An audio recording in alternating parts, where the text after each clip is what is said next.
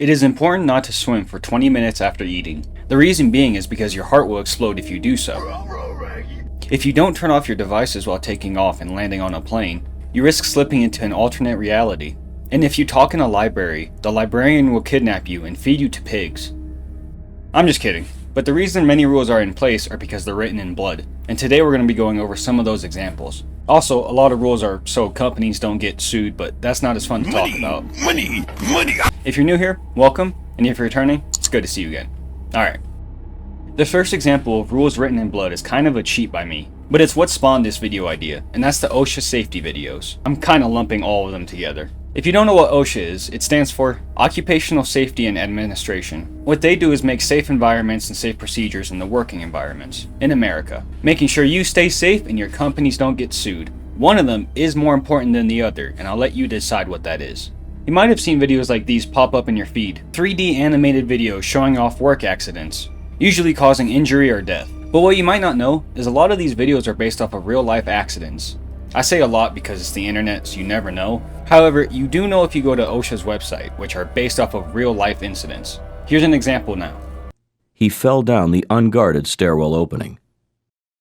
He fell 20 feet and landed on the concrete basement floor. He died from fatal head and internal injuries. Now, from my work experience for safety and procedures and all that, all I've ever done is just fill out a form saying I know not to injure myself or others. And I must say, I don't really care about it. However, if I was shown these type of videos, I'd probably be more cautious. Do you think it's better to show these type of videos during safety training? Alright, quick disclaimer. Every example in the rest of this video involves the death of a child, so if you don't like that, have a good one. If not, let's proceed. The next rule written in blood that we're going to talk about involves these. Well, more specifically, this part right here. The seals on medication might seem like an obvious thing to do nowadays, especially if you don't want your kids popping pills like they're at a rave. However, the seal was only created after multiple people were killed in poisonings. The Chicago Tylenol murders was a series of poisonings through laced Tylenol that would claim the lives of at least 7 people. The Tylenol would have cyanide in it. And in 1982, the Chicago metropolitan area was subjected to mass poisoning. Cyanide-contaminated Tylenol has been responsible for 3 deaths in the Arlington Heights area. Do not take Tylenol until further notice. It took a couple days to figure out what was going on, because no one at the time was thinking someone poisoned over-the-counter drugs. But those couple of days would lead to the deaths of 7 people that are known about, with the youngest victim being 12, while the oldest only being 35. The perpetrator has never been caught, and to this day the case remains unsolved. Although James William Lewis sent a letter to Johnson & Johnson claiming responsibility. Johnson & Johnson was the medical corporation who had their over-the-counter Tylenol poisoned. The letter Lewis sent was later proven to be an extortion attempt, as he was requesting $1 million to stop the attacks. However, he wasn't the one poisoning the Tylenol. They have that, tell them to go to the emergency room. If they don't have that, and they took it yesterday, we just tell them, you're probably going to have no problem with it. Just hold on to the bottles. Don't take any Tylenol extra strength for the time being until you hear otherwise. These poisonings would force Johnson & Johnson and the FDA to introduce these seals. And today, tamper-proof seals are common with over-the-counter drugs. Did you know that this little seal was written in blood? You might think a child piloting a plane is a bad idea, and I would agree.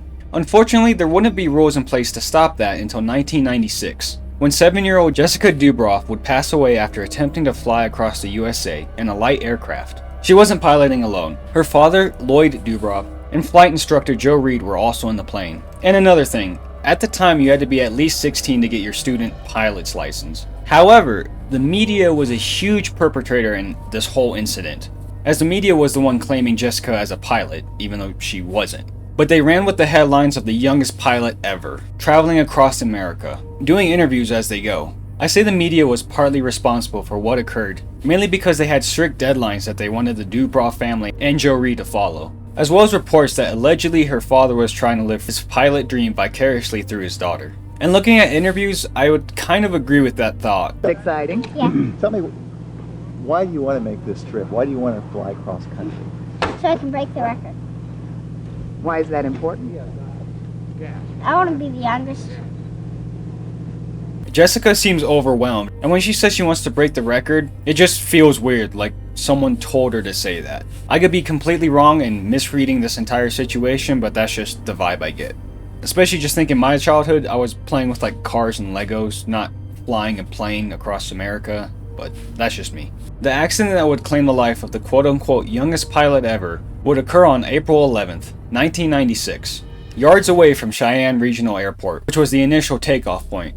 The weather was terrible, but because of those deadlines I mentioned earlier, Joe Reed and Lloyd Dubroff decided to take off, regardless of the weather conditions, and that would prove to be fatal. The accident resulted with child pilot laws, prohibiting children from manipulating the flight controls. Pretty much means do not let children touch anything in the cockpit while flying. At the time of the crash, it is reported that Joe Reed was in flight control. So while Jessica was getting chances to fly the plane with, her instructor and her dad watching over her, because Jessica was given the opportunity to pilot the plane, the law was created. In my opinion, while the law is good to have, every adult around her is the ones who failed her. I'm curious on your opinion. Do you think Jessica truly wanted to be the youngest pilot ever and quote-unquote break the world record? Or do you think that was just pushed onto her?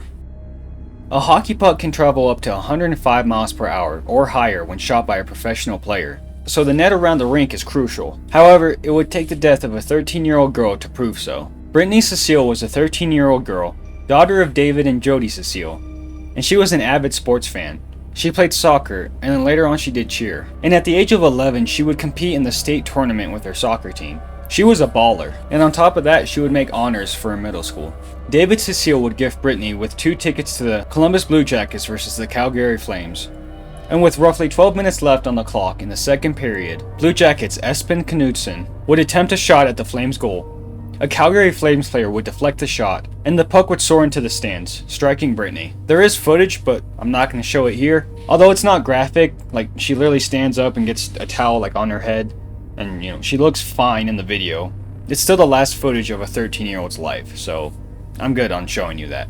You can find it online if you want to find it. But I mean, it didn't look too bad. Even the announcers weren't too concerned. Obviously the puck hit a little girl and everyone was sympathetic, but no one could imagine that that would lead to her death. Unfortunately, it would cause a rare injury to the artery in her head, and Britney Cecil would pass away on March 18th, 2002, 2 days after getting hit with the puck.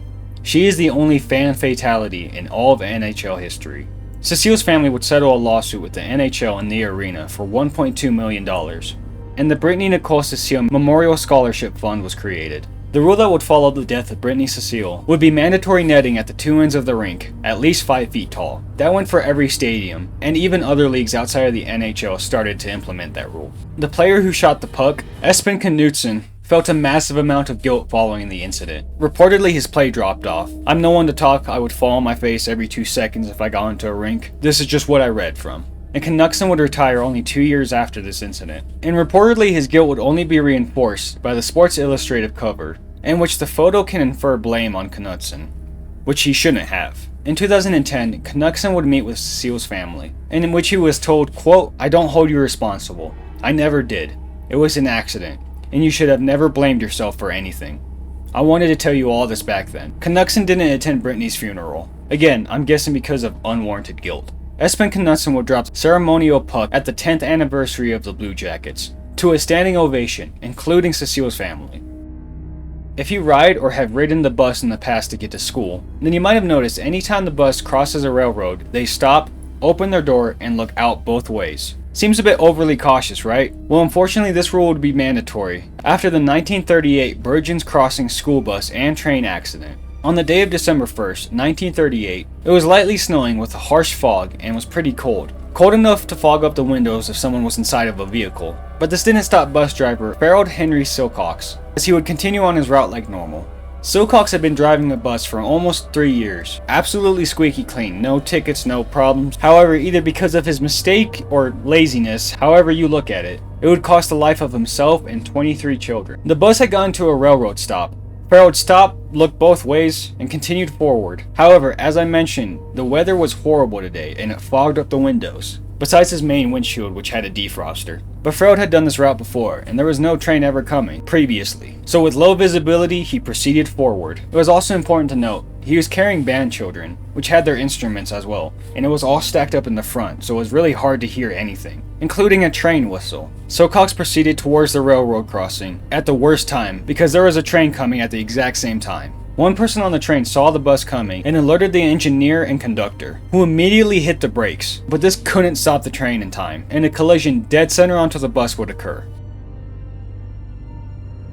The impact was gruesome. Witnesses on the bus would state, "I assumed we had hit a cattle truck. This was because of the carnage and the corpses just flying up in pieces." This witness would go on to say, "The bus just exploded." After people got off the train and saw children everywhere just injured in the snow, did the true realizations hit and the gravity of the situation was unveiled. Students would have to be identified by dental records. And besides parents who had seen or heard about the accident who came down and were in hysterics, a highway patrolman would find the remains of his niece and nephew. Later investigations would determine the reason for the accident being a lackluster warning sign system for many railroads, other safety appliances like crossing guards and stuff like that, as well as the lack of rules for correct driver behavior. The bus driver, Harold Henry Silcox, was exempt from blame because of the weather, and ever since the implementation of the new and stricter guidelines and rules, accidents involving buses and trains has significantly decreased. This accident is why we see many safeguards today around railroad crossings. An accident is simply an unfortunate incident, nothing more, and not done on purpose. However, accidents do have consequences, and it's tragic that people's lives can be lost because of that. But if there's one bright light to take away from this video, is that these rules have made it safer for everyone else. If there's any rules written in blood that you think are interesting that I didn't mention, I'd love to hear about it in the comments below, as well as hearing about what you think about any of the examples in this video. If you enjoyed this, a like, share, any sort of engagement really helps me out, and if you think I earned it, why not subscribe? Alright, bye.